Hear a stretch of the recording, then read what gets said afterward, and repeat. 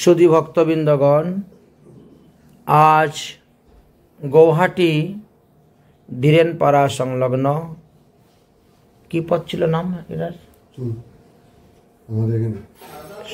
সারদা পথ রূপা দত্তের ঠাকুরাঙ্গিনাতে এসে উপস্থিত হয়েছি।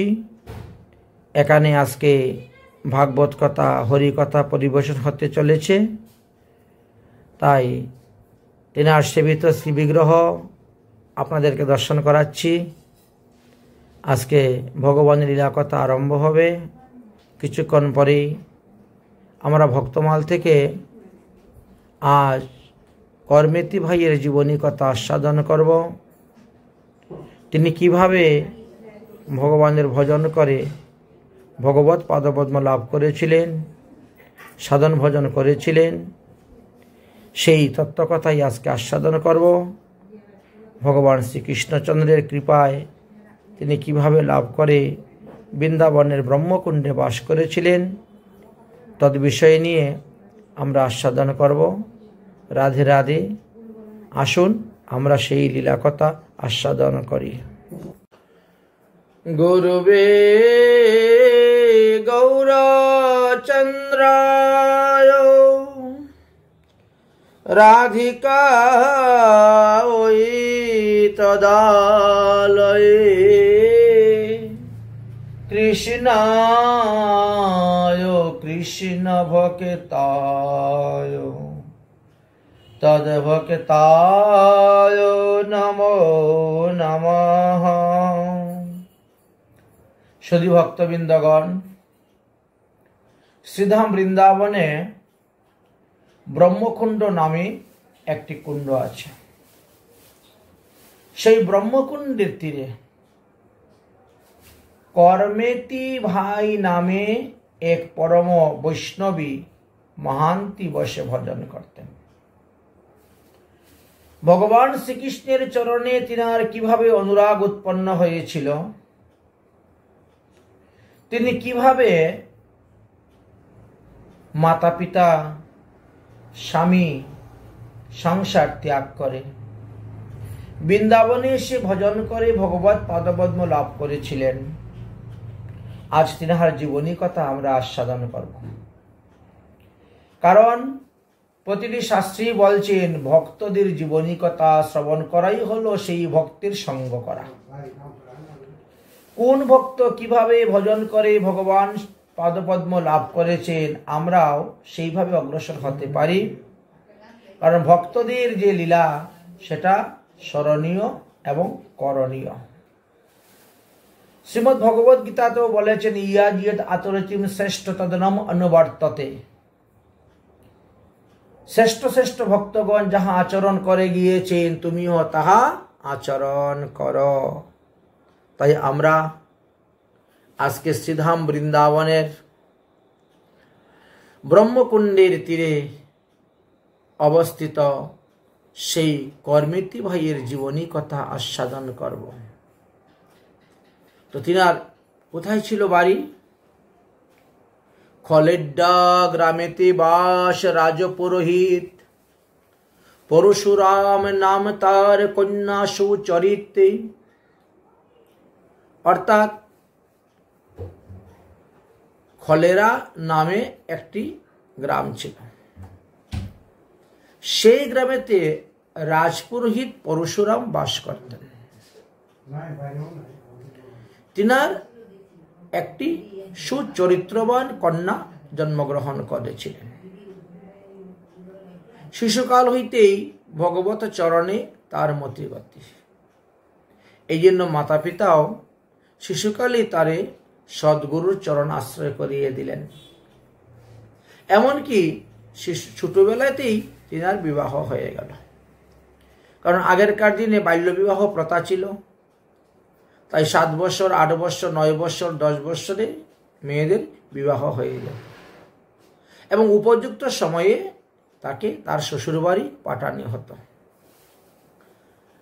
তো যাই হোক, কর্মেতি তার নাম অল্প বয়সে স্বামীগর নাহি যায় বিবাহের শেষে অল্প বয়সে বিবাহ হয়েছে, বিয়ের পরে তিনি বাপের বাড়িতেই আছেন, এখনো স্বামীর বাড়িতে যাননি। যথাসময়ে তিনি স্বামীর বাড়িতে যাবেন। তাহার চরিত্র কথায় অতি চমৎকার, এমনও আশ্চর্য কিছু নাহি শুনিয়ার। তিনার জীবনী কথার মধ্যে বলছেন এমন এমন কথা আছে যাহা এখনো খুব বিরলই শোনা যায়। বর্তমান যুগেতে মানুষ এই সমস্ত লীলা কথা শ্রবণ করলে বিশ্বাসই করতে চায়, হতে পারে, হয় এমনটা, এরকম মনে মনে করে। কি ছিল সেই আশ্চর্য কথা? একে তো স্ত্রী তাহাতে বালিকা বয়সে, বড়ই আশ্চর্য কৃষ্ণ এতে কো আবেশে। একদিকে স্ত্রী জাতি, দ্বিতীয়ত বয়স অল্প, বালিকা বয়স 10 বছর এখন পূর্ণ হয় নাই। আচ্ছা, তার মধ্যে গুরু কৃপাতে তিনি কৃষ্ণ ভক্তি লাভ করিয়াছেন। সর্বদাই ভগবান শ্রীকৃষ্ণকে নিয়েই তার সবকিছু। ভগবানের জন্য ফুল তোলা, তুলসী তোলা, মালা গীতা, ভগবানকে পূজা দেওয়া, ভগবানকে ভোগ দেওয়া, আরতি করা, শয়ন দেওয়া ইত্যাদি নিবেশ। এক কথায় ভক্তিরাজ্যে তিনি একটা মহা অনুরাগের স্তরে পৌঁছে গেছিলেন, যাকে আমরা ভক্তির পরাকাষ্ঠা বলি। মানে ঐকান্তিক ভক্ত হয়েছেন তিনি, আর অন্য কোনো দেবদেবীতে তেনার কোনো কিছু নেই। এই জন্য তাহার চরিত্রকে অতি চমৎকার বলা হয়েছে। মহায় অনুরাগ পরকাষ্ঠা একান্তিক, দেহ অনুরোধ নাহি কি কহ অধিক। দেহেরও কোনো বোধ নেই, কখন খাবেন, কখন শুবেন, কখন দেহের যত্ন নেবেন, সেই দিকেও তিনার কোনো অনুরাগ নেই, কোনো বোধ নেই।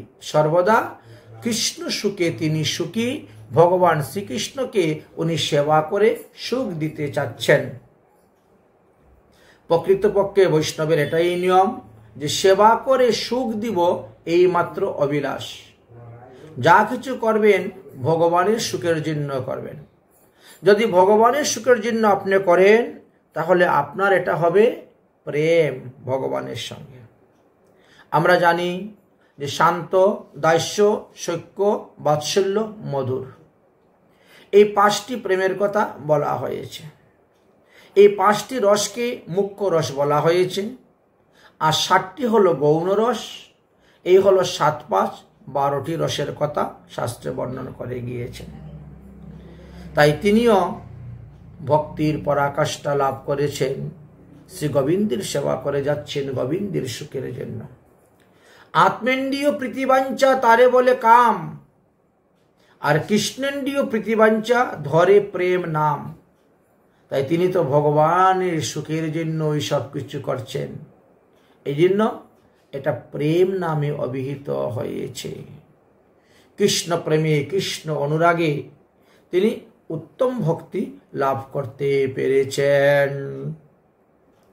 তাই তিনার নিজের দেহ সুখ বলতে কিছুই নেই, সর্বদা তিনি কৃষ্ণ সুখী সুখী।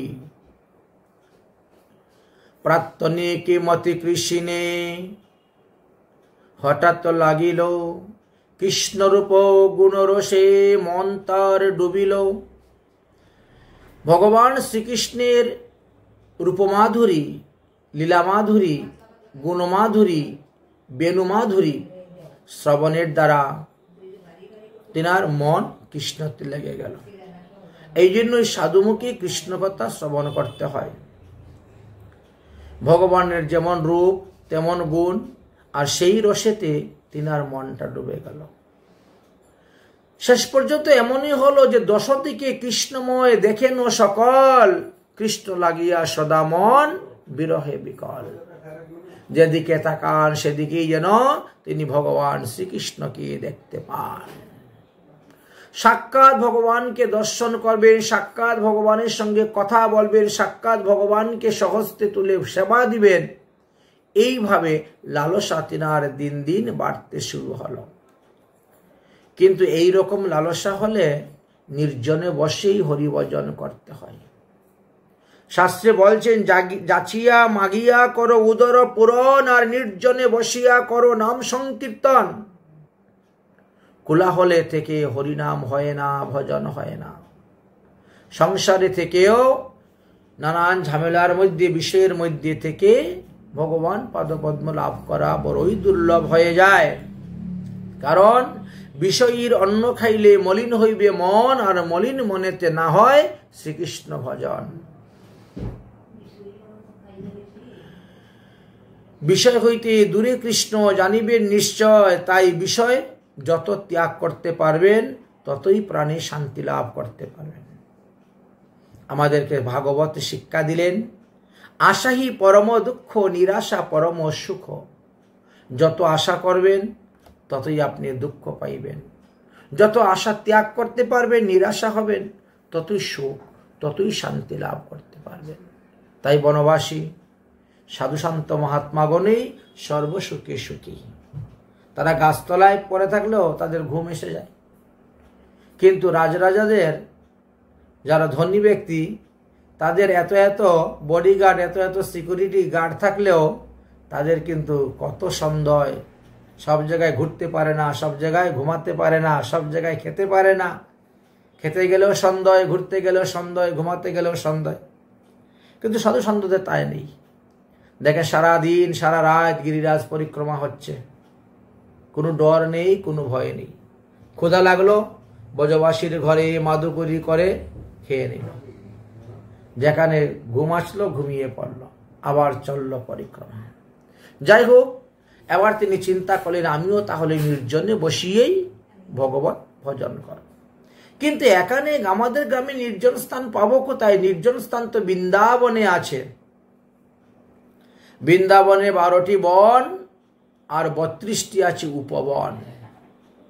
সুতরাং তার মধ্যে কোনো একটি বনকে আশ্রয় করে আমি ভজন করব, এটাই হলো তিনার চিন্তন। নির্জনে বসিয়া সদাই অন্তরে চিন্তয়, প্রেমাবেশে বাসে আখি পাগলিনী হয়। যখনই তিনি ভগবান শ্রীকৃষ্ণের কথা চিন্তন করেন, আর তখনই তিনার নয়নজলি ভোগ বেসে যায়। এমন প্রেম তিনার উদয় হয়েছে ভগবানের চরণে। কৃষ্ণলীলা প্রফুল্লিত কমল দেখিয়া, মনমত্থ মধুকর পরিল মাথিয়া। একটা দৃষ্টান্ত দিলেন, উদাহরণ দিলেন। ফুল যখন প্রকাশিত হয়, বিকশিত হয়, তখন ভ্রমরগণ উড়ে গিয়ে সেই ফুলের মধ্যে বসে মধু খাওয়ার জন্য। ঠিক তেমনি ভাবে ভগবান শ্রীকৃষ্ণ লীলারূপী ফুল, ভগবানের কমল ফুল ফুটেছে, আর কর্মতী ভাইয়ের মনরূপী মধুকর সেই ফুলের মধ্যে পড়ে সেই প্রেম রস পান করে তিনি একেবারে মত্ততা হয়ে গেলেন, কৃষ্ণ প্রেমীতে পাগলিনী হয়ে গেলেন। কৃষ্ণরূপ অমৃতের সাগরে ডুবিল, উঠিতে না পারে সুখে ডুবিয়া রহিল।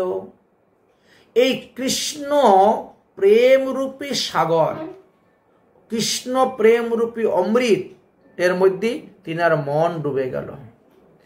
এই মনকে সেখান থেকে তুলে বিষয়ে লাগানো আর সম্ভবপর নয় তিনার দ্বারা। কৃষ্ণ গুণ কৃষ্ণ লতা জড়াইয়া অঙ্গে, চালাইতে নারে অঙ্গ স্তম্ভ রসরঙ্গে। যেমন কৃষ্ণ গুণের দ্বারা, যেমন লতা যদি বৃক্ষকে জড়াইয়া রয়, তাহলে সেই লতা যেমন তার শরীরকে কম্পন করতে পারে না বা এদিক ওদিক যায় না, ঠিক তেমনিভাবে তিনার মনরূপী কল্পলতা, তিনার ভক্তিরূপী কল্পলতা কৃষ্ণরূপী বৃক্ষকে জড়িয়ে ধরেছে অঙ্গনে। তাই চলাইতে নারে অঙ্গ স্তম্ভ রসরঙ্গে। কৃষ্ণ নাম কল্পবৃক্ষ হৃদয়ে রূপিয়া, প্রেমানন্দ ফল খায় ঝুঁকিয়া বুকিয়া। কৃষ্ণ নাম কল্পবৃক্ষ, এই কৃষ্ণ নামের বীজটা তিনার হৃদয়ের মধ্যে রোপণ করে দিয়েছেন। এটা আমাদের প্রত্যেকেরই কর্তব্য। শাস্ত্রে বলেছেন, ভ্রমিতে ভ্রমিতে কোন ভাগ্যবান জীব গুরু কৃষ্ণ প্রসাদে পায় ভক্তিলতার বীজ, মালি হইয়া সেই বীজ করহ রোপণ, আর শ্রবণ কীর্তন রূপী জল তাতে করহ সেচন।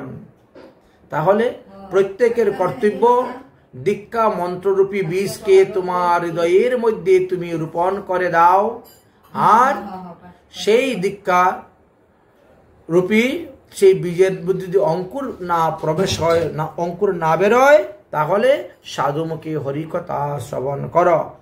এই জন্য স্বজাতীয় বৈষ্ণবের সঙ্গ করার কথাই আমাদেরকে বলেছেন।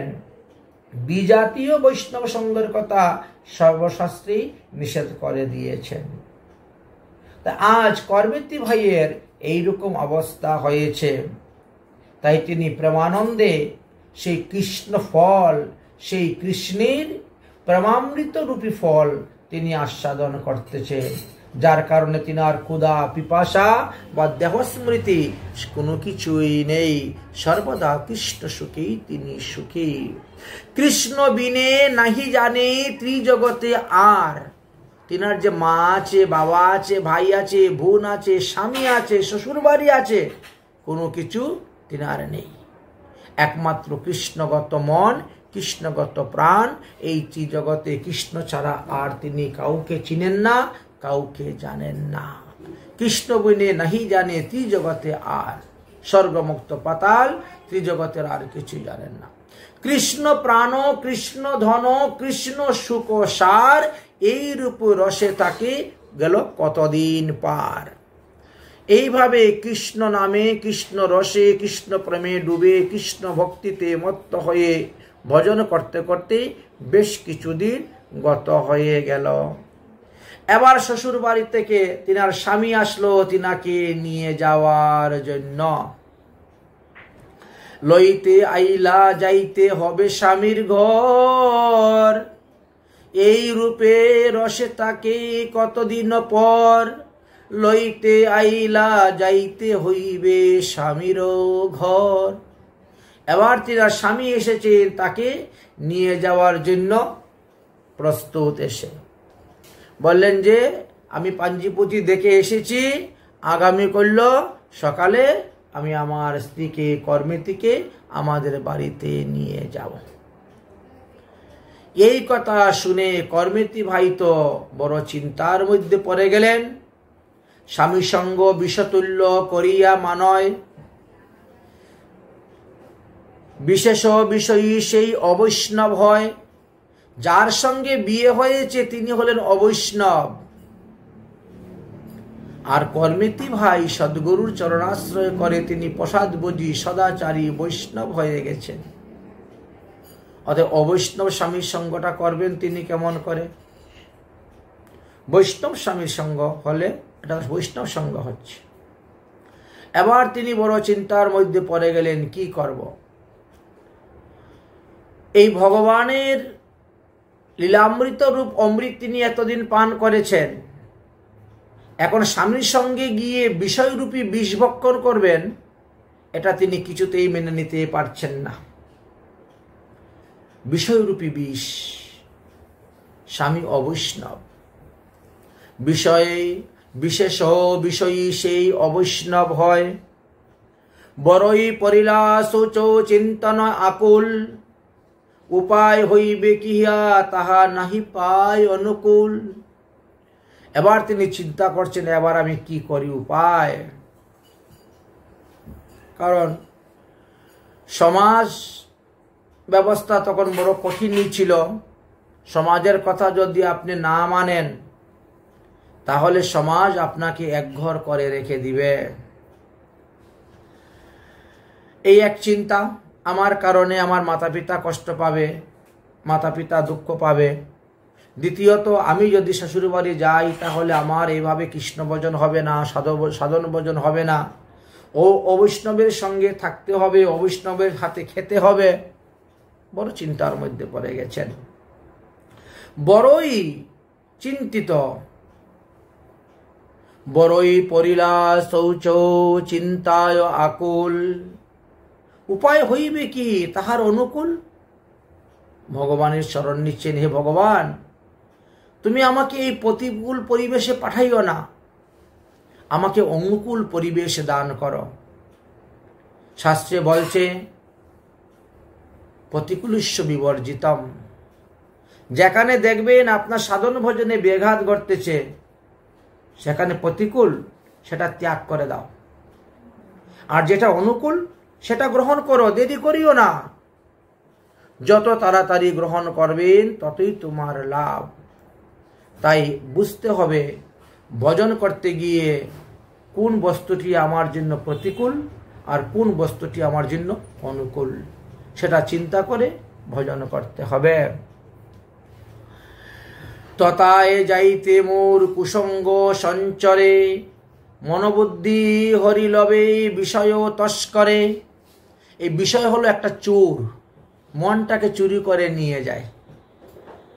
আর এই যে ভগবানের চরণে যে আমার প্রেম ভক্তি লাভ হয়েছিল সব নষ্ট হয়ে যাবে।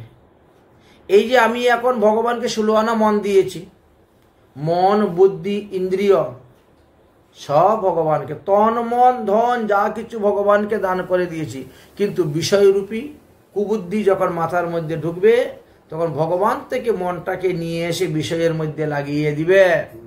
অতএব বিষয় রূপী চোর আমার মহাধন সব চুরি করে নিবে। চিন্তার মধ্যে পড়ে গেছেন। কৃষ্ণ ভক্তি পরশমণি আমি হারাইব। সংসারের যা ধর্ম, সংসারে প্রবেশ করলেই এই কৃষ্ণ ভক্তি রূপী যে পরম রত্ন আমি পেয়েছিলাম, সেই রত্নটা আমার নষ্ট হয়ে যাবে। হায় হায়, মাথায় কপালে থাপাচ্ছেন, হায় হায় মোর তবে কি দশা হইবে। এই দেবের দুর্লভ মনুষ্য জন্ম পাইয়া যদি কৃষ্ণ ভজন করতে নাই বা পারলাম, তাহলে এমন জীবন ধারণ করে কি লাভ। বিষয়ভুক্ত অনেক করেছি, 84 লক্ষ জনি ভ্রমণ করতে করতে এবার দেবীর দুর্লভ মনুষ্য জন্ম পেয়েছি। 84 লক্ষ মা, 84 লক্ষ বাবা, 84 লক্ষ স্ত্রী আছে, স্বামী আছে, কত তার তো অন্ত নেই। তো বিষয় ভোগ করতে তো কম করি নাই। প্রতিটা জন্মে জন্মে ইন্দ্রিয় সুখ ভোগ করেছি, বিষয় সুখ ভোগ করেছি। এইবার না হলে একটু কমই করলাম, একটু হরিভজন করে দেখি, ভগবানের কৃপায় যদি রক্ষা। এই কথা তিনি তখন চিন্তা করছেন আর হায় হায় করতেছেন। রাত্রি প্রভাতে মোরে লইয়া যাইবে, স্বামী এসে উপস্থিত। রাত্রি প্রভাতে মোরে লইয়া যাইবে, ইহার যুক্তি মই কি করি কি হইবে। সারা রাত্রি ঘুম নাই, একই চিন্তা, কি করব, কি হইবে আমার গতি, চিন্তা করতেছেন। বিলাপ করিয়া কান্দে ভূমিতে পড়িয়া, স্থির হইতে চিত্তে তবে যায় পলাইয়া। সারা রাত চিন্তা করতে করতে কোনো কুল কিনার পাচ্ছেন না।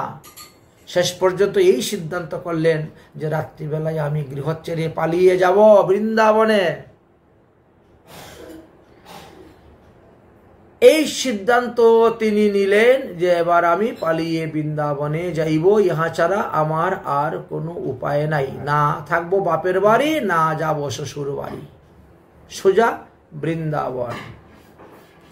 বৃন্দাবনে যাইয়া তথা যুগল কিশোর, নিত্য সখী সঙ্গে রঙ্গে করিব বিহার।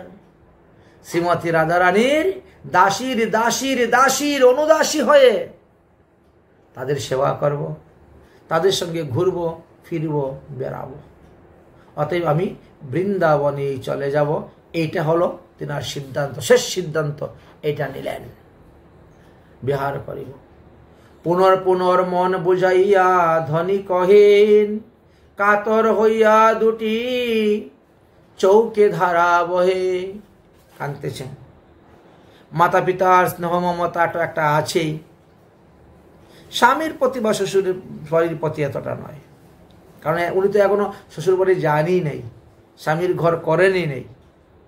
কিন্তু মাতা পিতার প্রতি একটু স্নেহ, কান্না করছেন। কাতর হইয়া দুটি আঁখি ধারা বহে।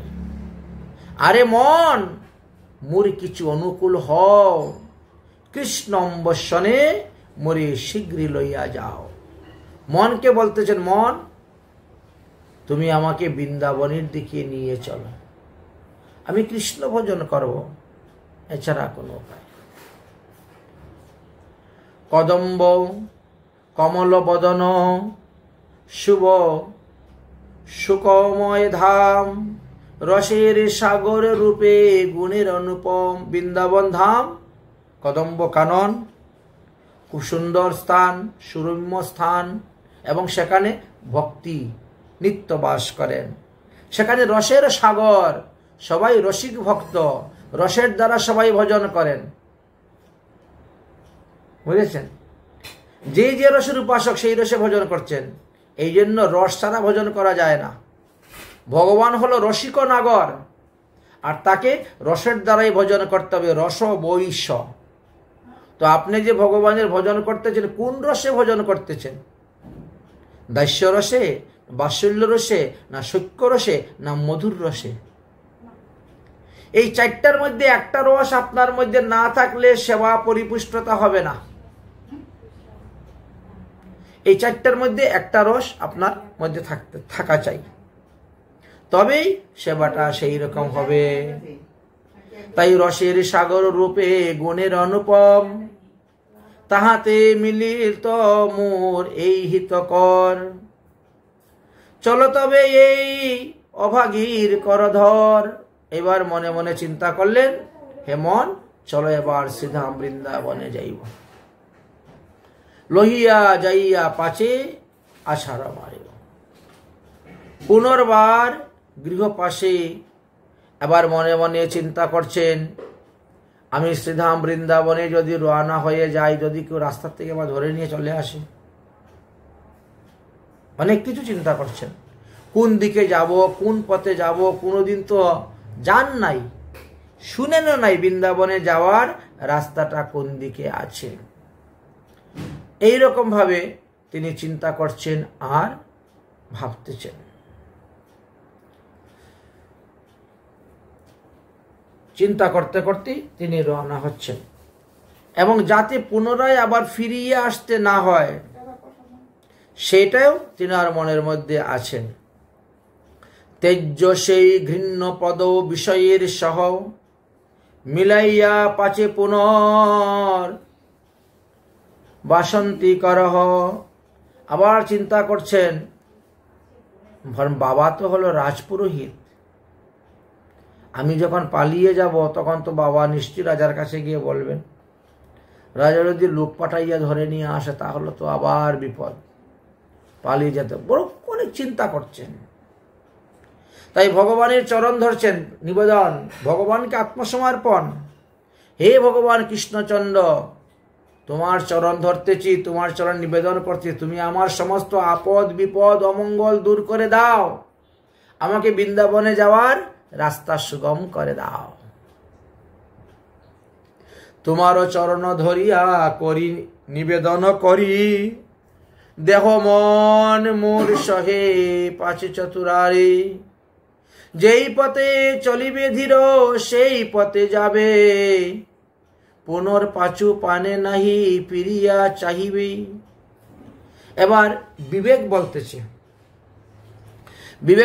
ঠিক আছে, তুমি বৃন্দাবনের রাস্তায় চলো, কিন্তু পিছন দিকে ফিরে তাকাইবে না, চলতে থাকো।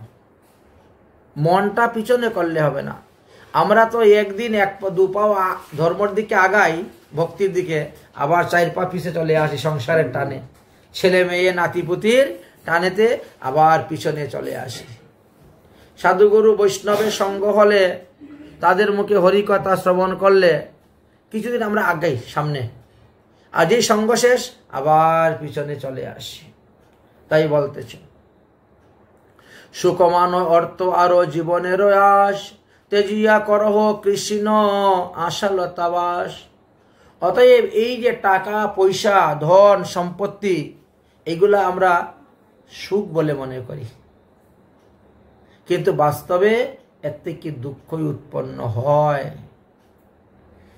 সুখ থেকে বেশি দুঃখই উৎপন্ন হয়। আজকে যাকে তুমি সুখ বলে মনে করছো, সে তোমার দুঃখের আকার হয়ে বসে আছে, সেই তোমাকে দুঃখ দিবে। এই জন্য তিনি ভগবানের চরণে প্রাণ সমর্পণ করে দিলেন। নিজের কোনো উপায় খুঁজে পাচ্ছেন না, তখন ভগবানের চরণে প্রাণ সমর্পণ করো কৃষ্ণ অন্বেষণে। আর কৃষ্ণ বিনে অনর্থ এই বিষয় এই জীবনে। এই মনুষ্য জীবনটা পাওয়া ব্যর্থ যদি কৃষ্ণ ভজন না করেন। আর আপনার টাকা পয়সা যা কিছু আছে, ধন সম্পত্তি, তাও ব্যর্থ যদি ভগবত সেবায় না লাগান। তাই বিষয় টাকা পয়সা সাধু গুরু বৈষ্ণব সেবায়, ভগবত সেবায় লাগানোটা সব থেকে উত্তম। দৃঢ় প্রতিজ্ঞা হয়ে গেল মনের মধ্যে। দৃঢ় করো প্রতিজ্ঞা যে যে পর্যন্ত শ্বাস, যতক্ষণ দেহের মধ্যে শ্বাস আছে, এই দৃঢ় প্রতিজ্ঞা পালন করো। সেই সাধনে পায় সেই যজ্ঞ করে আস। আর এইভাবে যে আশা করে ভগবান পাওয়ার, তিনি কিন্তু ভগবান পেয়ে যান। এতেকো চিন্তিয়া ধ্বনি অর্ধনিশি যুগে ঘর হইতে বাহিরিলা মহা অনুরাগে। মধ্যরাত্রে একা ঘর থেকে পালাচ্ছেন অর্ধ অনুরাগে। তো কেমন করে তিনি ঘর থেকে পালাবেন? কোঠার উপর হইতে পরে লাপ দিয়া কৃষ্ণ অনুরাগে যান চলিয়া ঘরের জানালা দিয়ে লাফ দিয়ে বেরিয়ে চলে গেলেন। দরজা বন্ধ, লাফ দিয়ে বেরিয়ে তিনি হাঁটতে শুরু করলেন। কোথায় যাবেন? বৃন্দাবন। পরিয়া চলিলা ধ্বনি বৃন্দাবন পথে, তল্লাশ পরিয়া গেল গৃহেতে প্রভাতে। ঘুমের থেকে উঠে যখন দেখলেন যে ঘরে মেয়ে নাই, কোথায় গেল মেয়ে, কোথায় গেল, খোঁজাখুঁজি শুরু হয়ে গেছে। চতুর্দিকে খোঁজাখুঁজি, হাহাকার, নাম ধরে ডাকাডাকি শুরু হয়েছে, হাহাকার করা শুরু হয়ে গেছে। হাহাকার করে সবে কন্যা কোথায় গেল, লোকধর্ম ভয়ে সবে অধুমুখ হইল। এদিকে তো মেয়ের জামাই এসে বাড়িতে উপস্থিত মেয়েকে নিয়ে যাওয়ার জন্য, আর তার মধ্যে মেয়ে নাই। এখন কি রকম অবস্থা হয়েছে? লোকে তো ভালো কথা চিন্তা করে কম, খারাপ কথা চিন্তা করে বেশি। মনে হয় অন্য কারোর সঙ্গে প্রেম ছিল, পালিয়ে গেছে, বা অন্য কত কিছু মনে করে। মানুষের মন তো আজকালকে তো আহার শুদ্ধ নাই, তো মন শুদ্ধ হবে কেমন করে, বুদ্ধি শুদ্ধ হবে কেমন করে? তাদের যাদের আহার শুদ্ধ, তাদের মন শুদ্ধ হয়, তাদের বুদ্ধি শুদ্ধ হয়। নাহলে তো মন শুদ্ধ নেই, বুদ্ধি শুদ্ধ নেই। কত লোকে কত কথা বলতে শুরু করেছে। তো তিনি তো রাজপুরোহিত, তখন মেয়েকে খোঁজার জন্য রাজার সাহায্য চাইলেন। রাজার কাছে গিয়ে খবর দিলেন যে আমার মেয়েকে পাচ্ছি না। সকালবেলা ঘুমের থেকে উঠে দেখি মেয়ে নেই, মেয়ে কোথায় গেল? যাই, এদিকে জামাই এসে বসা, মেয়েকে নিয়ে যাওয়ার জন্য সমস্ত ঘটনা বললেন। রাজা তখন চতুর্দিকে লোক পাঠাই দিল, যাও শিরুনি তল্লাশি করো, কোথায় গেছে মেয়ে। এক রাত্রের মধ্যে কত দূর যাবে? এই জন্য খোঁজার জন্য পাঠিয়ে দিলেন।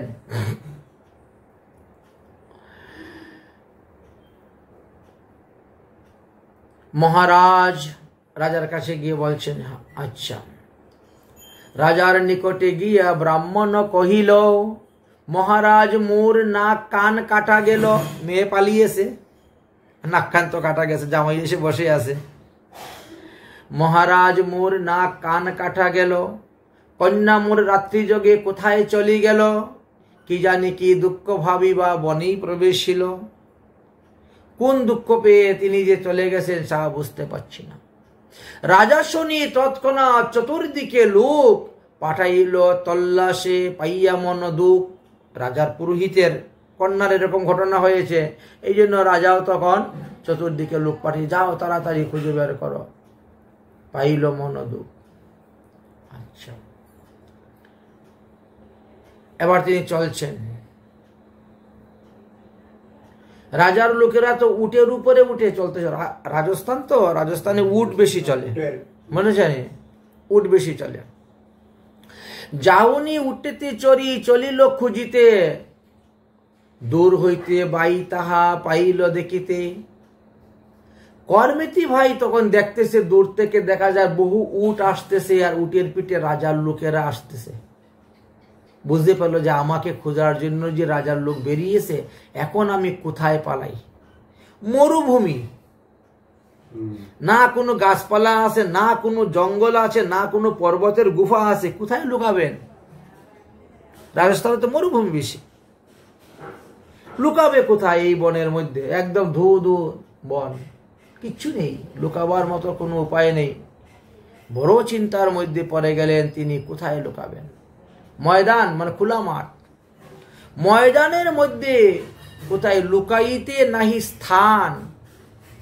দ্রুত গতি যায়, ক্ষণে ক্ষণে পাছে চান, দৌড়ে পালাচ্ছে।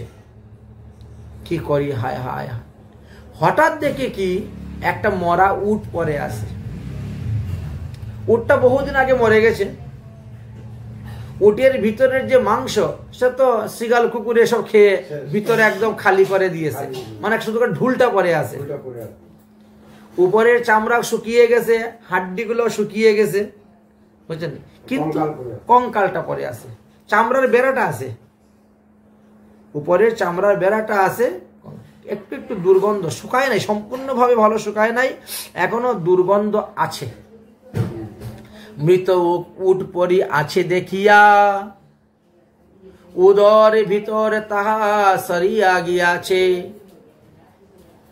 গব্বরের নিহায় চায় শুকাইয়া আছে, দুর্গন্ধে কেলেদে তাহে অতিশয় হয়। ভিতরে পশিয়া গিয়া তথায় লুকাইয়া রয়। দেখলেন, নিজের প্রাণ রক্ষা করার জন্য তিনি এখন সেই স্থানে গিয়ে ওই মৃত উটের ভিতরে ঢুকলেন, ঢুকে তিনি বসলেন। ভিতরে পশিয়া লুকাইয়া রয়। বিষয়ের দুর্গন্ধ সুতৃষ্ণা নাহি হইল, উটেতে সেই দুর্গন্ধ তখন সুগন্ধ হইল। এবার কি হয়েছে দেখলেন, কৃষ্ণ ভক্ত সেখানে গেলে তখন উটের গায়ের দুর্গন্ধটা তখন সুগন্ধ হয়ে গেল।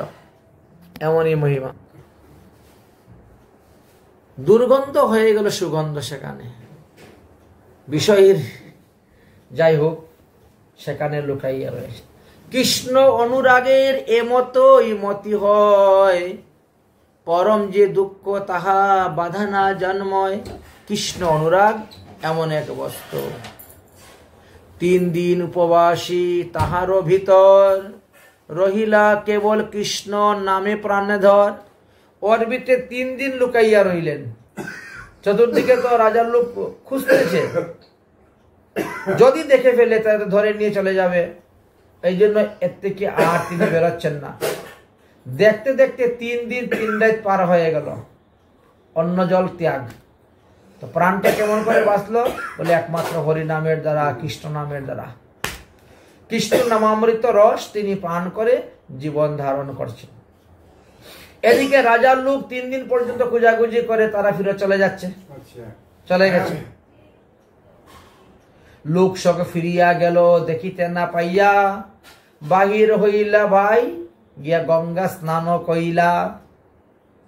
ওর ভিতর থেকে বেরোলেন, বেরোইয়া হাঁটতে হাঁটতে গিয়ে সামনে গঙ্গা পেলেন, গঙ্গা স্নান করলেন, এবার শরীরটা ঠিক হলো।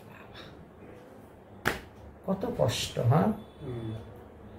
এবার সিধা বৃন্দাবনের দিকে রওনা, আর ভয় নাই। গঙ্গা স্নান করিয়া শ্রীমান বৃন্দাবনে গেলাম, বৃন্দাবনের দিকে রওনা হলা। দর্শন করিয়া পরম আনন্দ হইলা। বৃন্দাবন ধাম দর্শন করে তিনি খুব আনন্দ হলেন। ব্রহ্মকুণ্ড তীরেতে ঘুর বনের ভিতর বসিয়া চিন্তেন কৃষ্ণ আনন্দ অন্তর। ব্রহ্মকুণ্ডটা কোথায়? আপনারা যখন সোনার তাল গাছ দেখতে যাবেন বৃন্দাবন, জগৎ শেঠের মন্দির বা রঙ্গনাথজি মন্দির বলা হয়, দক্ষিণ ভারতের স্টাইলে এটা বানানো আছে ডিজাইনে। সেই রঙ্গনাথজি মন্দির দর্শন করে যখন আপনি বেরোবেন, তখন ব্রহ্মকুণ্ড হয়ে আমরা লালাবাবু মন্দির দর্শন করতে যাই, তখনই ব্রহ্মকুণ্ড দেখা যায়। ব্রহ্মকুণ্ড এটা ছিল আগে একটা গুফা ছিল, এটা পাহাড়ের গুফা ছিল। এখন সেই পাহাড়টা কেটে দেওয়া হয়েছে, গুফাটাও ভেঙে দেওয়া হয়েছে, আর এই ব্রহ্মকুণ্ড বানানো। ব্রহ্মা গোবৎস হরণ করে সেখানে নিয়ে চুরি করে রেখেছিলেন, এই জন্য সেটা ব্রহ্মকুণ্ড নামে পরিচিত। আচ্ছা, ব্রহ্মকুণ্ড ঘোর বনের, ব্রহ্মকুণ্ডের তীরে ঘোর বনের ভিতর বসিয়া চিন্তেন কৃষ্ণ আনন্দ অন্তর। যত কৃষ্ণ চিন্তা করেন ততই আনন্দ বাড়ছে। এদিকে পিতা তখন চিন্তা করলেন, তাহলে তো মনে হয় আমার মেয়ে কৃষ্ণ অনুরাগে বৃন্দাবন চলে গেছে। এত খুঁজাখুঁজি করেছে রাজার লোক, হাজার হাজার লোক বেরিয়েছে চতুর্দিকে খুঁজে, কোথায় যখন পায় নাই, তাহলে মেয়ে বৃন্দাবন চলে গেছে। তিনি 4-5 জন লোক সঙ্গে করে নিয়ে এবার বৃন্দাবনে এসেছেন মেয়েকে খোঁজার জন্য। মেয়েকে খোঁজার জন্য বেরিয়েছেন। 84 কোষ ব্রজমণ্ডল, 12টি বন, 32টি উপবন। তিনি একে একে একে একে সব বন তন্ন তন্ন করে খুঁজতে শুরু করেছেন। বহুদিন চলে গেল, 1 বৎসর চলে গেল বন খুঁজতে খুঁজতে। কারণ বৃন্দাবনে 364টি গ্রাম, এই ব্রজমণ্ডল আমাদের যে ব্রজ 84 কোষ বলা হয়, 84 কোষ ব্রজমণ্ডলের মধ্যে 364 গ্রাম। এক এক গ্রাম যদি এক এক দিন করে খুঁজেন তাহলে 364 মানে 1 বছর চলে যাচ্ছে। তথাপিও মেয়ের সন্ধান পাচ্ছেন। ঘুর জঙ্গল ঘুরতে ঘুরতে ঘুরতে ঘুরতে তিনি বৃন্দাবনের যমুনার তীরে এসে বসেছেন। চিন্তা করছেন, এত খুঁজাখুঁজি করলাম, মেয়েকে তো কোথায় খুঁজে পেলাম না, আর এ তো বন জঙ্গলের মধ্যে, আর কোথায় বা খুঁজব, এরকম চিন্তা করতেছেন।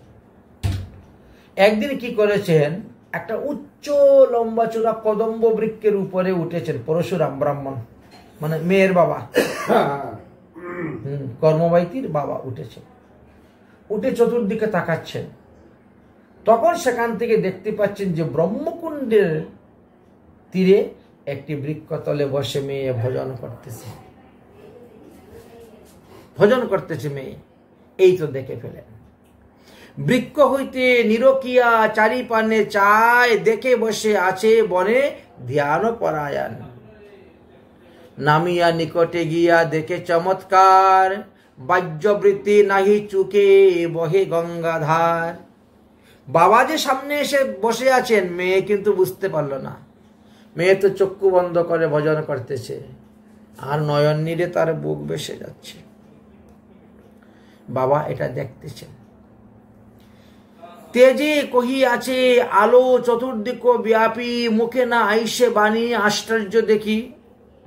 মেয়ের শরীরে একটা দিব্য তেজ উৎপন্ন হয়ে গেছে হরিভজন করতে করতে, যেন তেজের দ্বারা চতুর্দিক তিনি আলোকিত করে আছেন। মুখে কোনো শব্দ নেই, মনে মনে জপ করতেছেন। এই যে আমরা জপ করি, এই জপ করার কতগুলা নিয়ম আছে বুঝেছেন। এক হলো বাচিক জপ, এক হলো উপাংশিক জপ, আর এক হলো মানসিক জপ। এই 3 প্রকার জপ আছে। বাচিক জপ থেকে উপাংশিক জপে 100 গুণ বেশি ফল পাওয়া যায়, আর উপাংশিক জপ থেকে মানসিক জপে আরো 100 গুণ বেশি ফল পাওয়া যায় বেশি। এই জন্য মানসিক জপ হলো সব থেকে শ্রেষ্ঠ, আর উনি সেই মানসিক জপ করে যাচ্ছেন। এই জন্য মুখে কোনো বাণী নাই, আঁখি মেলি। আচ্ছা, তিনি তখন বসে আছেন। তার বাবা তখন মেয়ের এই আশ্চর্য কিছু দেখে, মানে দেহের থেকে যে জুতি বেরোচ্ছে, আশ্চর্য দেখে তখন তিনি মেয়েকে প্রণাম করলেন। আমাদের মধ্যে কেউ আছে যে নিজের মেয়েকে প্রণাম করবে, নিজের ছেলেকে প্রণাম করবে, নাতিকে প্রণাম করবে, নাতনিকে প্রণাম করবে? না।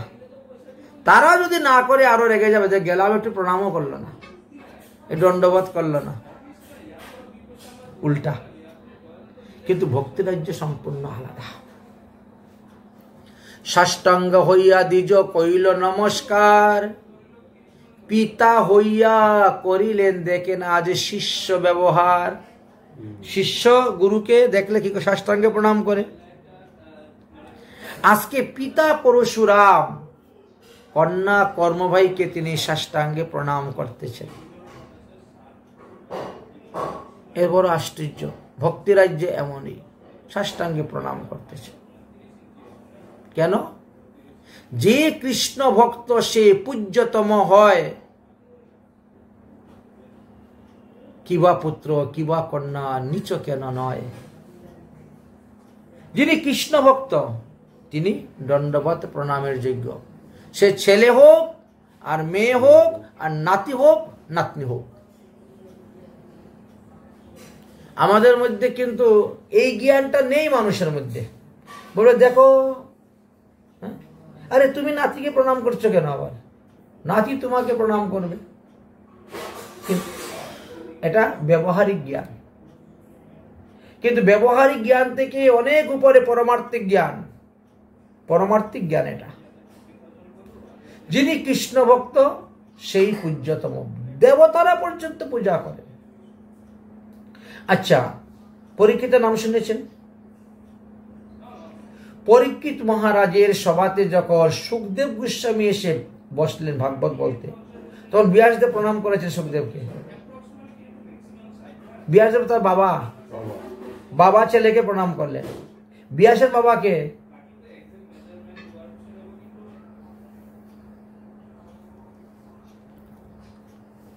ব্যাসদেবের বাবা তিনিও এসে নাতিকে প্রণাম করলেন। পরাশর মুনি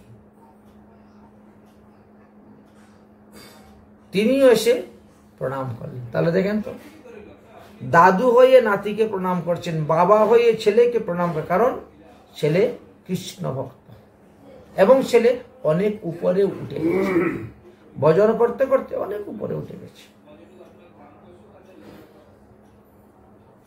অনেক উপরে উঠে গেছে। আপনার নাম শুনেছেন না? খণ্ডবাসী নরহরি শ্রী রঘুনন্দন। পদের মধ্যে কীর্তন আছে, দধির ভাণ্ড ভাঙ্গার সময় দেখবেন পদ গান, হ্যাঁ, বা অন্যান্য পদে আছে খণ্ডবাসী নরহরি, হ্যাঁ, শ্রী রঘুনন্দন। তো মহাপ্রভু একদিন জিজ্ঞাসা করলেন, নরহরি, রঘুনন্দন তোমার পিতা না তুমি তার পিতা? বলো। হ্যাঁ, নরহরিকে জিজ্ঞেস করছেন, নরহরি তুমি রঘুনন্দনের পিতা না তোমার পিতা রঘুনন্দন? তখন তিনি অনেক কিছু চিন্তা করে বলছেন যে হ্যাঁ, আমার পিতা রঘুনন্দন। কেন? রঘুনন্দন 5 বছর বয়সে ভগবান পেয়ে গেছে, ভগবানকে মুখে তুলে খাওয়াচ্ছে। চিন্তা করতে পারছেন? এই জন্য কৃষ্ণ ভক্ত এমনই। তাই যে কৃষ্ণ ভক্ত সে পূজ্য সর্বতম, সব স্থানে পূজনীয়, স্বর্গমুক্ত পাতাল পূজ্যতম। কিবা পুত্র কিবা কন্যা নিচ কেন নয়, যে নিচ নাতিপুতি হোক তাও সে পূজনীয়। আঁখি মেলি সম্মুখেতে পিতারে দেখিল, কতক্ষণ পরে ইনার তপস্যা শেষ হলো, চোখ যে খুলছেন এমনি পিতাকে দেখলেন। আরে বাবা তুমি এসেছো, কখন এসেছো? এখন। তখন তিনি বাবাকে নমস্কার করলেন, বাবাকে প্রণাম করলেন। আঁকি মেলি যখন সম্মুখে নমস্কার করিয়া হেট মাতা করি রয়, আর কোনো কথা বলছে না বাবার সঙ্গে, হেট মাতা করিয়া রয়। বহু বিনয় করে পিতা তারে কিছু কয়, ওমা চল বাড়িতে, বাড়িতে বসে ভজন কর, বাড়িতে বসে সাধন কর, আমরা তোকে কাজকর্ম করার কথা বলবো না,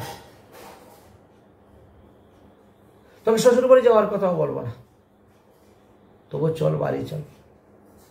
অনেক কিছু বলতেছে। অনেকদিন ধরে তোমার মা তোমাকে দেখতে পাচ্ছে না, তোমার জন্য অনেক কান্নাকাটি করতেছে, চলো বাড়িতে। এটা তো মায়া, মায়ার খেলা। বিনয় পূর্বক তবে পিতা তারে কিছু কহে, মাতা মোর গৃহে চলো, বনে কি কার্য?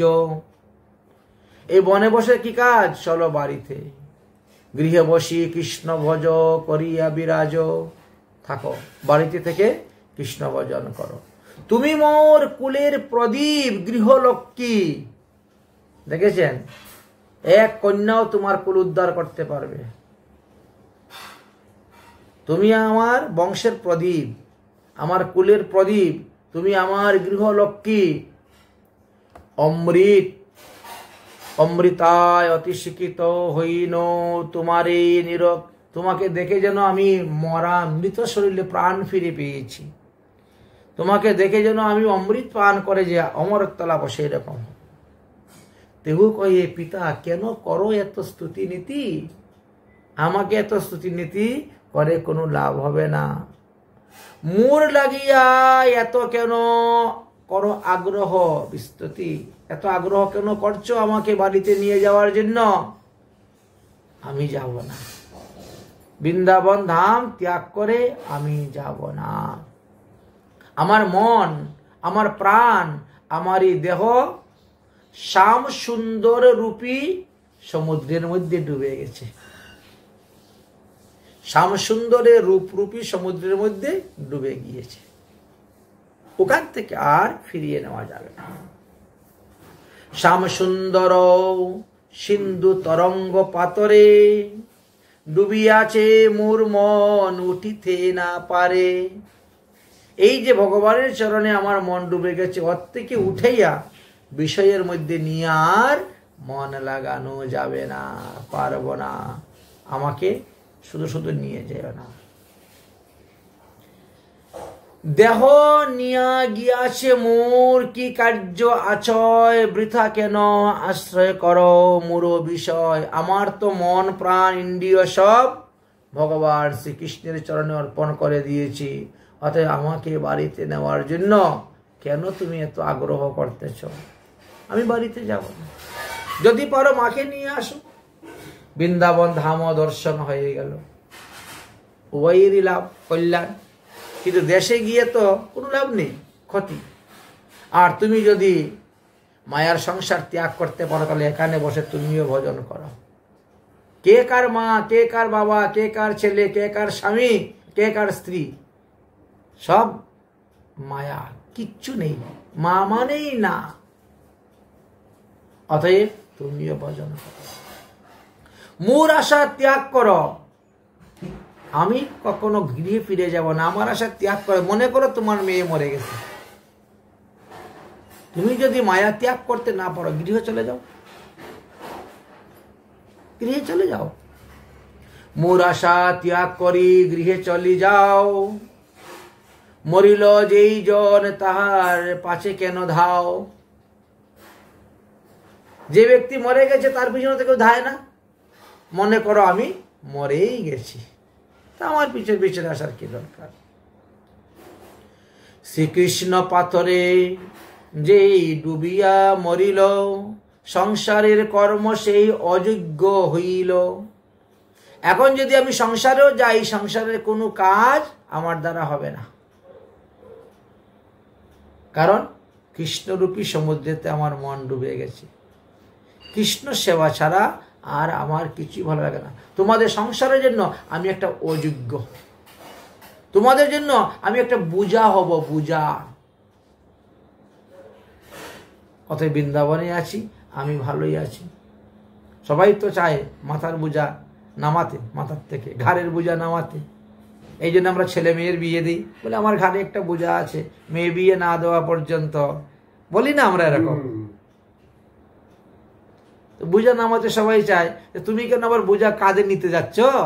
আমাকে এখান থেকে ফিরিয়ে নিয়ে বৃন্দাবন থেকে বাড়িতে নিয়ে যাবে, সারা জীবন আমারে দেখবে।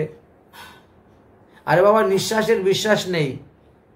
তুমি তোমার নিজেকে রক্ষা করতে পারছো না, আমাকে রক্ষা করবে কেমন করে? তুমি যে কখন মরে যাবে তার কি ঠিক আছে? অতএব মনে করো তোমার মেয়ে মরে গেছে, অতএব পিতা শুনো, ঘরে চলে যাও। বাবা, এসব থেকে ভালো এটাই। এখানে তুমিও থাকলে আমার ভজন হবে না। সবসময় আসবে, বসবে, গল্প করবে, কথা বলবে, বুঝছেন? আর সংসারের বিষয়ে কথা বলবে, আর আমার তো একদম বিরক্ত লাগে সংসারের কথা শুনতে, আমার বিরক্ত লাগে বিষয়ের কথা শুনতে। কর্মতি ভাই, আমার বিষয়ের কথা শুনতে বড় বিরক্ত লাগে, সংসারের কথা শুনতে বিরক্ত লাগে। অতএব তুমি গৃহে চলে যাও, তুমিও গৃহে গিয়ে কৃষ্ণ ভোজন করো, কারণ কৃষ্ণই একমাত্র আমাদেরকে রক্ষা করতে পারবেন, উদ্ধার করতে পারবেন, আর কেউ নেই। অতএব পিতা শুনো, ঘরে চলে যাও, গৃহে গিয়া কৃষ্ণ প্রেমে সদাতে রহো, যাও থাকো। বিষয় বিষয়ে বৃথা ইন্দ্রিয় চড়াও, দূরে তেজি তাহা সুখ সাগরে ডুবাও। আর বাড়িতে গিয়ে কৃষ্ণ মন্দির বানাও, ভগবান শ্রীকৃষ্ণের সেবা করো, পূজা করো, তার প্রসাদ গ্রহণ করো, তার নাম সংকীর্তন করো, তার লীলা কথা শ্রবণ করো, তার যে সাধু শান্ত মহাত্মা বৈষ্ণব আছেন তাদের সেবা করো, তবেই তোমার মঙ্গল হবে, তোমার কল্যাণ হবে। বড় সুখ পাইবে, দুঃখ যাইবে দূর। বাবাকে উপদেশ দিলেন, বড় সুখ পাইবে, দুঃখ যাইবে দূর, দিন দিন প্রেমানন্দ বাড়িবে প্রচুর। অতএব তুমি যাও। ঠিক এমনি ভাবে গোকর্ণ আত্মদেব ব্রাহ্মণকে উপদেশ দিয়েছিলেন। গোকর্ণ পুত্র হয়ে পিতাকে উপদেশ দিয়েছিলেন, অসার খলু সংসার দুঃখ রূপী বিমোহক, কৈশ্য মাতা কৈশ্য পিতা কৈশ্য। এই সংসারটা অসার, বাস্তবে কোনো সার নাই। সুখ আছে একমাত্র কৃষ্ণ ভজনে, আর কোথাও নেই। মেয়ে এইভাবে তিনাকে উপদেশ দিলেন। কহিতে কহিতে ধ্বনি, নয়নতে জল, ভাসিয়া হইলা মূর্ছা, পড়িলা ভূমিতল। কৃষ্ণ কথা বলতে বলতে, কৃষ্ণ লীলা কথা উপদেশ পিতাকে দিতে দিতে অচেতন হইয়া ভূমিতে পড়ে গেছে। পরশুরাম দেখিয়া কন্যার অবস্থা বলেছেন, চমৎকার আপনে করে ধিক্কার। তখন নিজেকে ধিক্কার দেয়, আহা, এই কৃষ্ণ প্রেমটা আমার দেহে উদয় হলো না, ধিক্কার আমার এই দেহ, আমার এই দেহ পাষাণের দ্বারা তৈরি। নিজেকে তখন ধিক্কার দিচ্ছে। শেষে কি করলেন বিপ্র? কাঁদিতে কাঁদিতে বিপ্র ঘরে চলি গেলা, আর রাজার সাক্ষাতে গিয়া সব বৃত্তান্ত কহিলা। কিন্তু রাজপুরোহিত, এই জন্য রাজার কাছে গিয়ে বললেন, বৃন্দাবনে গেলাম, অনেক কষ্টে ঘুরে শুনে মেয়ের সঙ্গে দেখা হলো, কথাবার্তা হইল, কিন্তু মেয়ে তো এখন মহা তপস্বিনী হয়ে গেছে, বৃন্দাবনে তপস্যা করছে, সে আর বাড়ি ফিরে আসবে না। অনেক বুঝাইলাম, কিন্তু তাকে আনতে পারলাম না। রাজা শুনি প্রশংসিয়া তারে দেখিবারে, বৃন্দাবনে গেলা যেথা বাই বিহরে। রাজা যখন শুনলেন তখন বলছেন, তাহলে আমি একবার গিয়ে তোমার মেয়েকে দেখে আসি। রাজা দেখেন বৃন্দাবনে আসলেন পূজারীর মেয়ে কর্মেতি ভাইকে দেখার জন্য। বৃন্দাবনে এসে উপস্থিত হলেন। আসে তিনি বৃন্দাবনে যমুনার তীরে স্নান করলেন। যমুনা দেখিয়া তীরে বসিয়া একাকী কৃষ্ণ নাম জপিতেছে, জুজিছে দুই আঁখি। রাজা তখন দেখতে পেলেন যমুনার তীরে বৃক্ষতলে বসে কর্মভাই ভজন করতেছেন, চক্ষু বন্ধ, ভজন চলতেছে। রাজা দেখে চিনে ফেললেন মেয়েকে। এবার রাজা গেলেন, রাজা গিয়ে ও সাষ্টাঙ্গে প্রণাম। রাজা করি, আচ্ছা, সাষ্টাঙ্গে করিয়া রাজা প্রণাম করিলা। সাষ্টাঙ্গ হইয়া তিনি প্রণাম করলেন। পুরোহিতের মেয়ে তখন চোখ খুললেন, চোখ খুললে দেখলেন রাজা সামনে প্রণাম করছেন। তিনি কি করলেন? শুধু খালি এরকম মাথাটা নিচু করলেন, বুঝলেন, ভজন করতেছেন। রাজাকে দেখে এরকম করে মাথাটা নিচু করলেন, মানে প্রণাম করা হয়ে গেল, মাথা নিচু করা হয়ে গেল। সাষ্টাঙ্গ করিয়া রাজা প্রণাম করিলা, ঈষদ নামাইলা মাথা বাই প্রণমিলা। বাই মানে কর্মেতি বাই, ঈষদ নামাইলেন মাথা, তিনিও প্রণাম করলেন, ঈষৎ নামাইয়া মাথা। রাজার বহু বাক্য স্তুতি বহুক্ষণ কইল। রাজা তখন কর্মীতি ভাইকে অনেক স্তুতি মিনতি করলেন, চলো তোমার মতো বৈষ্ণব যদি আমার রাজ্যে থাকে, আমার রাজ্যে অমঙ্গল দূর হবে, রাজ্যের প্রজাদের সুখ শান্তি হইবে, বুঝলেন? চলো। এই জগতে যদি সাধু শান্ত না থাকতো সংসার জ্বলে যেত।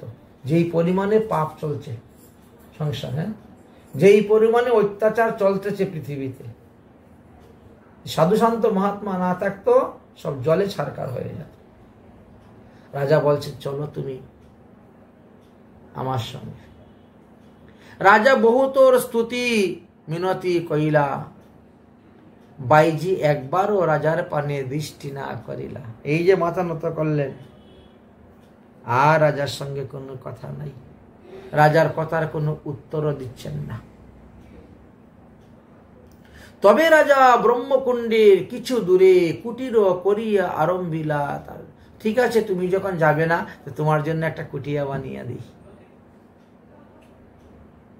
দেখেছেন ধনের সদ্ব্যবহার? তোমাকে তো আমার রাজ্যে নিয়ে যেতে পারবো না, থাকতে পারবো না, তাহলে এখানেই তোমার থাকার জন্য একটা পাক্কা ঘর আমি বানিয়ে দিব।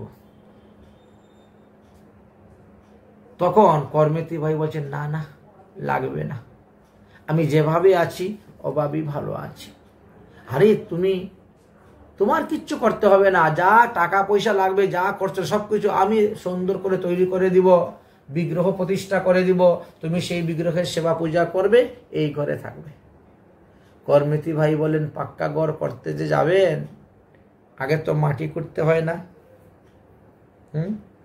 মাটি খুঁজে তো ভিটি বানাতে হয়। তো মাটি করতে গেলে কত পোকামাকড় মারা যাবে, মাটির নিচে কত পিপিলিকা থাকে, উই পোকা থাকে, কত কিছু থাকে প্রাণীরা। তাহলে এদেরকে মারবেন? এরা বৃন্দাবনে বাস করতেছে, মাটির নিচে বসে ভোজন করতেছে, দরকার নেই আমার বাড়ি ঘরের, ঘর বানাবার দরকার নেই। রাজা বড় অনুনয় বিনয় করলেন, আমি দেখবো যাতে জীবহিংসা না হয়, যাতে জীবহিংসা না হয়, প্রাণীহিংসা না হয়, সেইভাবেই আমি মাটি কুড়াবো, জীব থাকলে তাকে সরিয়ে দিব। তারপরে অনেক অনুনয় বিনয় করলেন। তবে রাজা ব্রহ্মকুণ্ডের কিছু দূরে কুটিয়া করিতা আরম্ভিলা। তার তরে দেহ কহে অকর্তব্য কুটিয়া বানাইতে, বহু জীব হিংস হইবে মৃত্তিকা করিতে। মাটি করলেই তো কোনো না কোনো প্রাণী মাটি তাকে মারা যাবে, মৃত্তিকা করিতে। অথচ রাজা তখন এইভাবে বললে তিনি পাক্কা কুটির বানাইয়া দিলেন এবং দেহ রক্ষার জন্য বললেন, তুমি এই কুটিরে থেকে তুমি সাধন করো, ভজন করো। দিলেন তাহার দেহ রক্ষার লাগিয়া রাজা কুটির বানিয়ে। বনমধ্যে তাহাতে রহিলা সতী ধ্বনি, কৃষ্ণ কৃষ্ণ বলি ডাকে দিবস রজনী।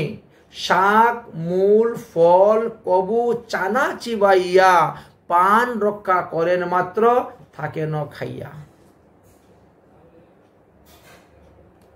বেঁচে থাকার জন্য খেতে হবে, খাওয়ার জন্য বেঁচে থাকা নয়। দুটা কথা কিন্তু দুই রকম। বেঁচে থাকার জন্য খাওয়া, খাওয়ার জন্য বেঁচে থাকা নয়। অনেকে খাওয়ার জন্য বেঁচে থাকে। নাতিকে বিয়ে করাবো, নাতি বউয়ের হাতে খাবো, তারপরে মরবো। হ্যাঁ, এর আগে মরবো না, বলে না অনেকে, শুনতাম ছোটবেলা।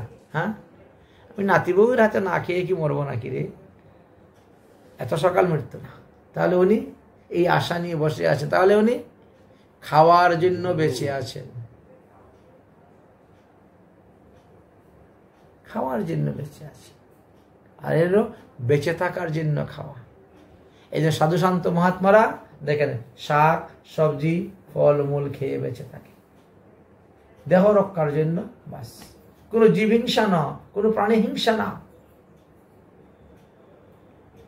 জীবহিংসা প্রাণী হিংসার জন্য যারা তারা তো খাবারের জন্য বেঁচে আছে।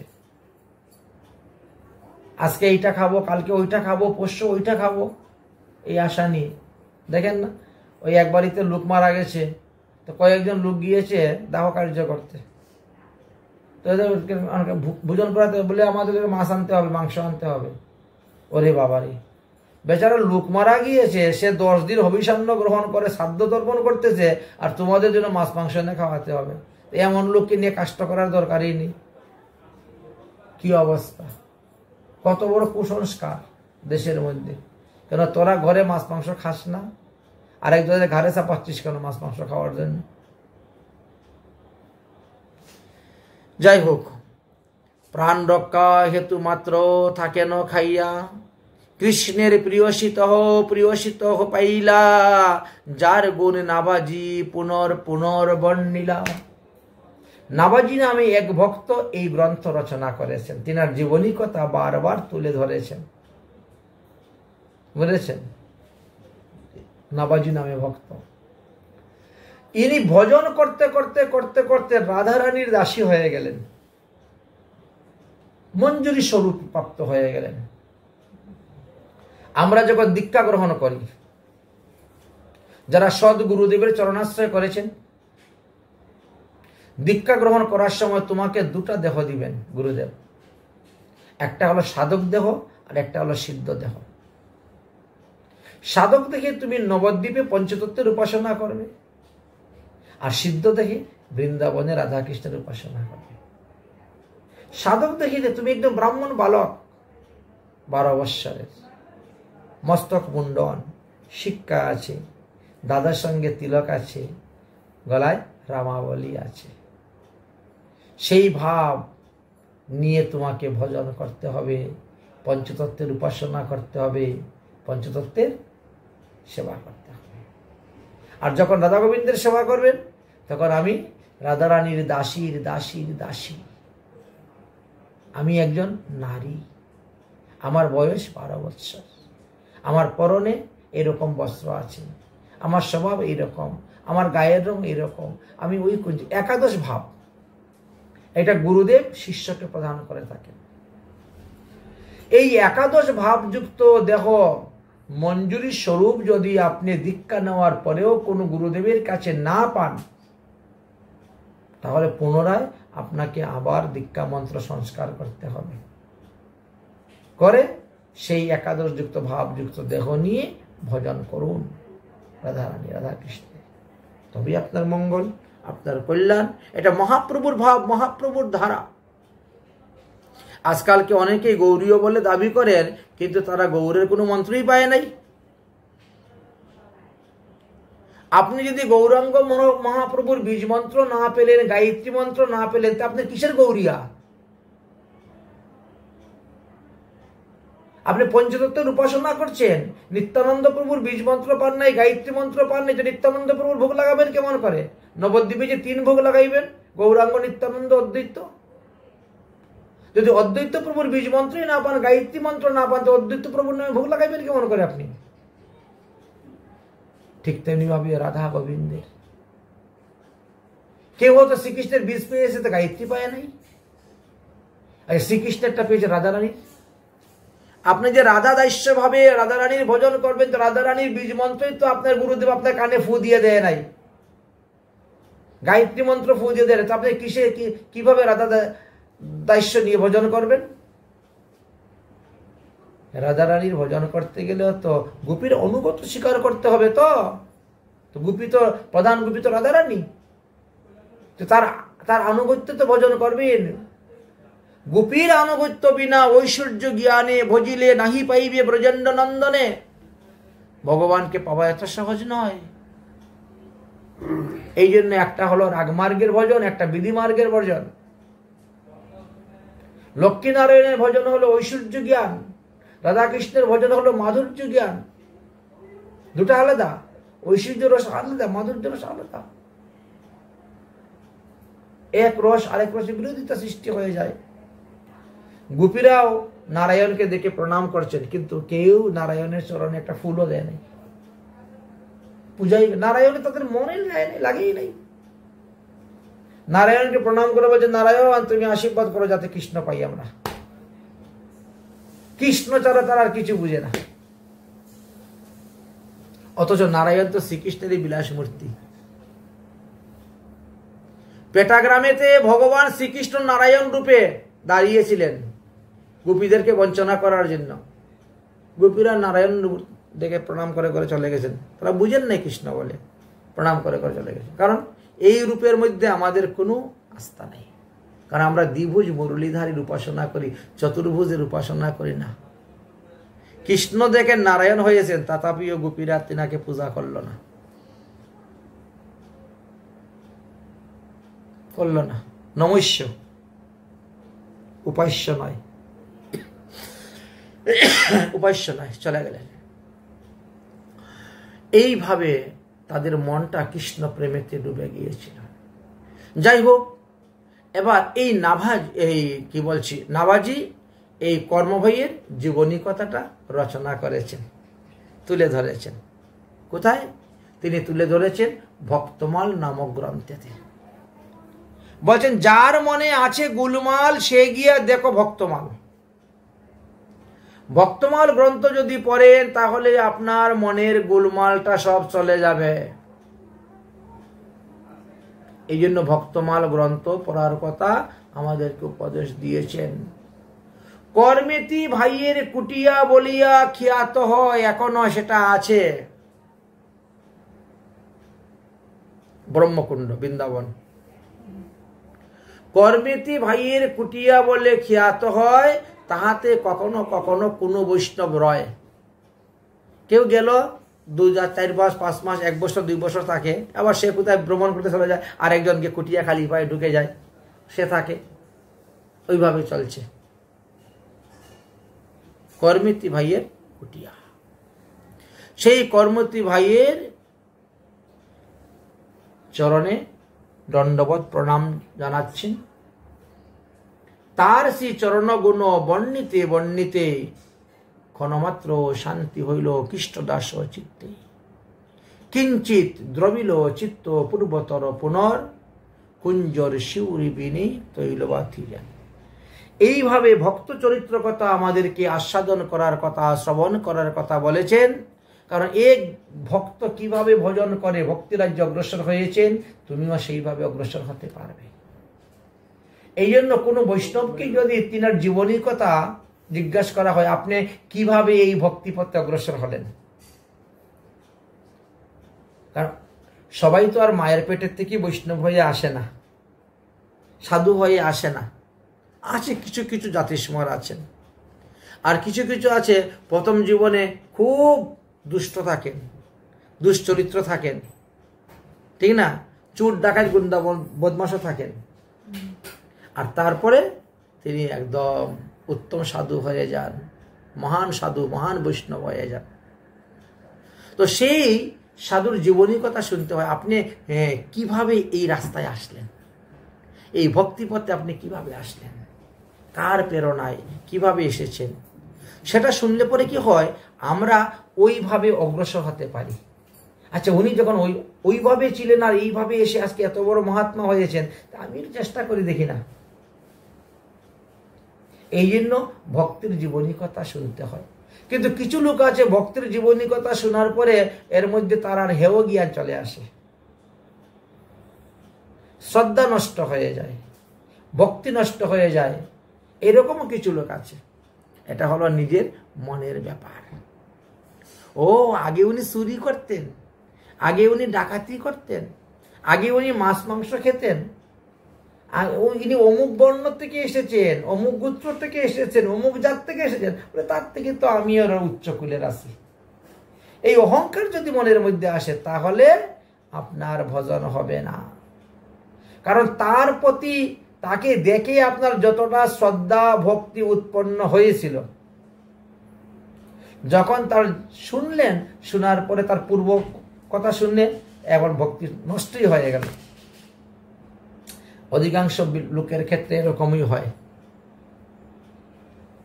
অধিকাংশ লোকের ক্ষেত্রে দেখা যায় ভক্তি নষ্ট হয়ে যায়। কিন্তু ভক্তি নষ্ট হয়, সেখানে ভক্তিকে বাড়াতে হবে। তিনি এত বড় দুরাত্মা ছিলেন, এত বড় পাপী ছিলেন, আর তারপরে দেখেন তিনি কত বড় মহাত্মা হয়ে গেলেন। আমরা যদি ওই বাল্মীকি মুনির পূর্বজন্মের মানে এই পূর্ব জীবনের পূর্বার্ধের কথা চিন্তা করি, তাহলে তার প্রতি শ্রদ্ধা ভক্তি আসবে না। ইনি তো একজন দস্যু ছিলেন,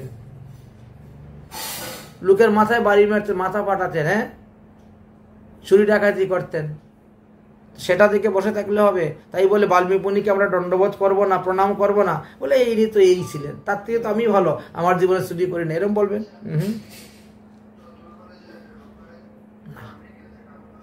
তিনি আমাদের নমস্য প্রণাম্য।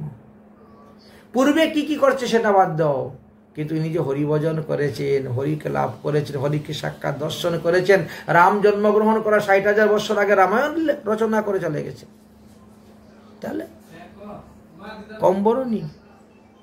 তাহলে কতটুকু আধ্যাত্মিক জ্ঞান, কতটুকু আধ্যাত্মিক শক্তি তিনার লাভ হয়েছিল, যে তিনি সমাধিস্থ হয়ে ভগবান যে আসবেন, তিনি যে লীলা করবেন, সব তিনি দেখতে পেয়েছেন, রচনা করে গিয়েছেন। আমরা যদি চন্দ্রের দোষ দেখি তাহলে হবে? চন্দ্র তো তার গুরুপত্নীকে হরণ করেছেন। গুরুদেব দেবগুরু বৃহস্পতি তার স্ত্রী তারাকে হরণ করেছেন, আর গুরুপত্নীর গর্ভে তিনি আবার একটা পুত্র সন্তানের জন্ম দিয়েছেন বুধের। সেটা দেখলে হবে? না, তাহলে আমরা চন্দ্রের পূজা করব না, অপরাধ হয়ে যাবে। আমি চন্দ্রের ছায়া আমার গায়ে রাখতে দিব না, চন্দ্রকে আমি দর্শন করব না, সে পত্নী হরণকারী মহাপাপী, তাহলে আমাদের অপরাধ হয়ে যাবে। এই জন্য প্রকৃত সাধু যারা, তারা কখনো কারোর দোষ দেখা শুনলো দেখবে না, শুনতেও যায় না, দেখবে এর মধ্যে কি গুণ আছে সেইটা দেখবে। দেখেন তো চন্দ্রের আলো কত শীতল, সুশীতল চন্দ্র তো পৃথিবীকে আলোকিত করতেছে না? পূর্ণিমা দিন দেখেন তো রাতের অন্ধকারও কিভাবে আলো হয়ে যাচ্ছে পৃথিবীটা। তার গুণটা আমাদেরকে দেখতে হয়। প্রতিটা লোকেরই দোষগুণ থাকতে পারে, কিন্তু দোষ নিয়ে সমালোচনা এগুলো অসাধুদের কাজ। আর যারা সৎসাধু তারা গুণের কথাই বর্ণন করেন, অল্প একটু গুণ পেলে তাকে বিস্তার করে বলেন, দোষের কথা শুনেন না, দোষের কথা বলতেও যান না, বলেন না। ঠিক তেমনি হয়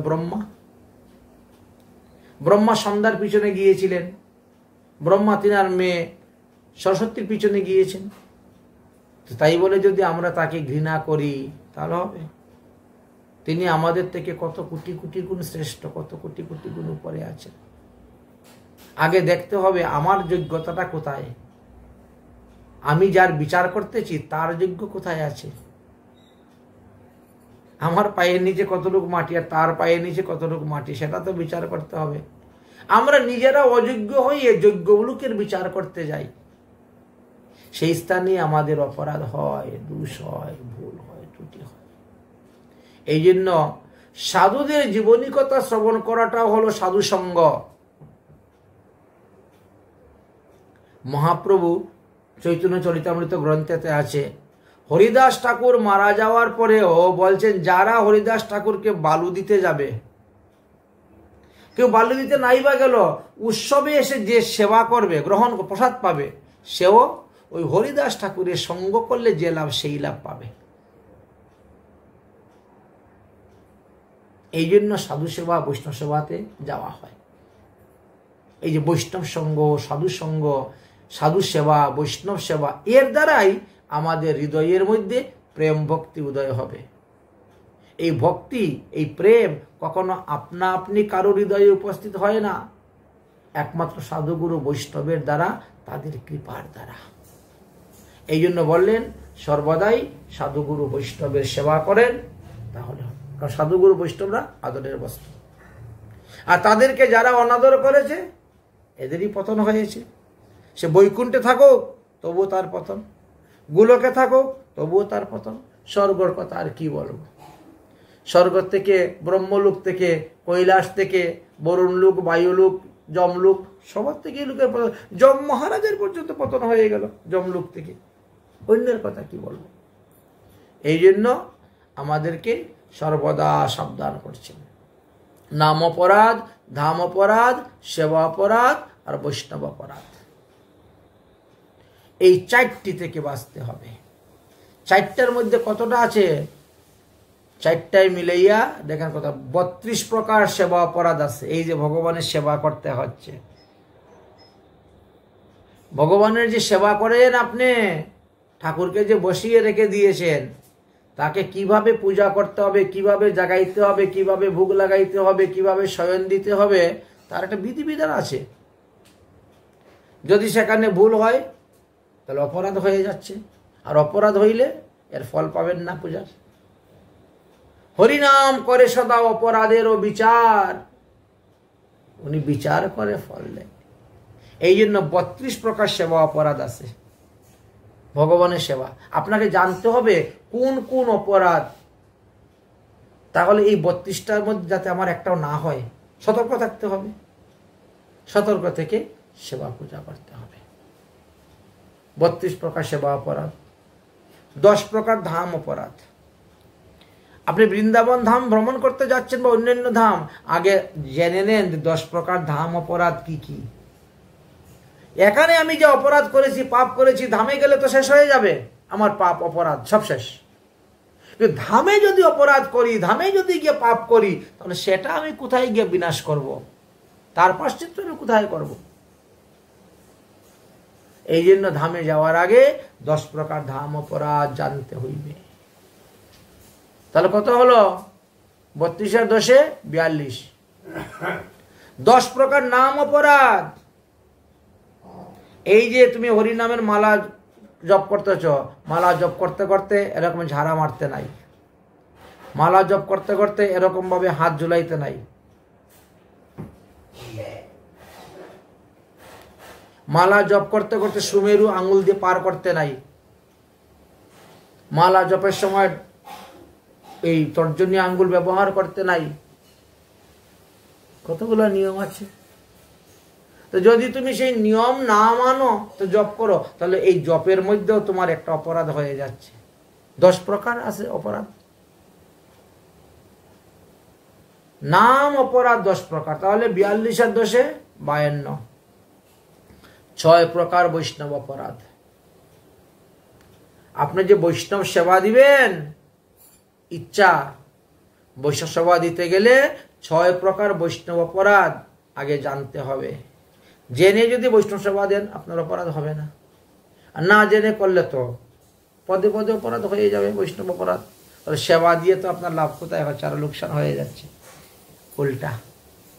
এই জন্য ধাম অপরাধ, নাম অপরাধ, সেবা অপরাধ, বৈষ্ণব অপরাধ, এই টোটাল মিলিয়ে কত হচ্ছে? 58টা। 64টা ভক্তির অঙ্গ যাজন করতে গিয়ে যদি 58টা আপনার অপরাধী থাকে, তো আপনি কি পাবেন? একটা কলসের মধ্যে যদি 58টা ছিদ্র করে রেখে দেন, তো আপনি কত জল ভরবেন? ভরেন না। কত ভোজন করবেন? করেন না। কোনো ভোজনের ফলই তো থাকবে না, সব তো ছিদ্র দিয়ে বেরিয়ে চলে যাবে। এই ছিদ্রগুলাকে বন্ধ করার জন্যই, এইগুলা জানার জন্য, এইগুলা শিকার জন্য, এইগুলা বোঝার জন্যই আমাদের সাধু সঙ্গ করা, বৈষ্ণব সঙ্গ করা, সদ্গ্রন্থ পড়া, বৈষ্ণব স্মৃতিশাস্ত্রাদি গ্রন্থ পড়তে হবে, হরিভক্তি বিলাস গ্রন্থ পড়তে হবে। ওই মানুষে গল্পের বই পড়ে, উপন্যাসে বই পড়ে, এইগুলা পড়ে কি হবে? এইগুলা জেনে তাহলে গল্প শিখবে না, গল্প জানবেন, কিন্তু অপরাধ রূপী ছিদ্রগুলাতে বন্ধ হবে না। এই জন্য সদ্গ্রন্থ পড়তে হয়, সৎশাস্ত্র পড়তে হয়, সদ্গুরু সঙ্গ করতে হয়, সদ্বৈষ্ণবের সঙ্গ করতে হয়। করে এইগুলা জানলে আপনি ভক্তি রাজ্যে অগ্রসর হতে পারবেন। ভক্তির দ্বারাই ভগবানকে পাওয়া যায়, ভক্তির দ্বারাই মুক্তি হয়।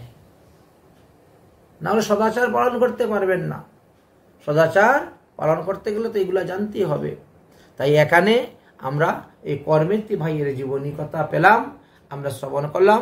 আজকের মতন হরিকথা, ভাগবতীয় কথা এবং বৈষ্ণব জীবনী কথা, ভক্ত কথা এখানেই বিশ্রাম দিচ্ছি। জয় জয় শ্রী রাধেশ্যাম, নিতাই গৌর হরি বল।